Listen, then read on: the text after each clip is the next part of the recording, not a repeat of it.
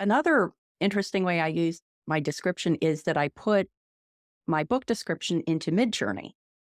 And I had Midjourney create an image based on my description, and I would never use any of the images Midjourney came up with, although some of them were quite good. Like my book description references that it takes place in Philadelphia, and so they had like a lovely Philadelphia skyline in the background. They were very good. They were not what I was looking for, but they were very good. But what it highlighted for me is that it featured the Philadelphia detective much more prominently on the cover than it did Anne Kinnear, who's actually the protagonist of the series. And I realized that it's because in the description, the detective's name shows up before Anne's name because the detective is the one that gets Anne involved in the case.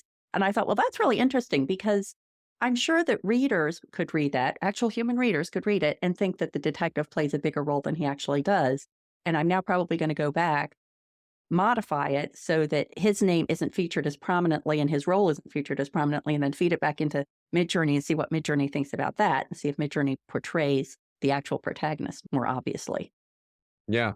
That would actually be a very interesting component because one of the things that I find that authors do is they put too many details into their book descriptions and it Yeah. becomes more a book report. Yeah. So if your book description has too many details and you put it into Midjourney and all of a sudden you see this convoluted, chaotic picture of all these things, then you'll know that you had said a little too much.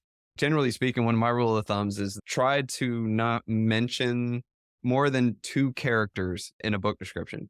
And the reason for that is that you've got a small space to really talk about it. And if you introduce way too many names, people lose it. You can allude to a killer or something like that on the list. But if you start giving the killer's name and their wife and that they're doing these things, like you're losing. Just call it a dynamic duo, a Bonnie and Clyde of the modern century or something like that. That's much better than, well, Mike John and his wife, Sarah, and don't forget your protagonist. And so that's why that's a really good idea that I like it.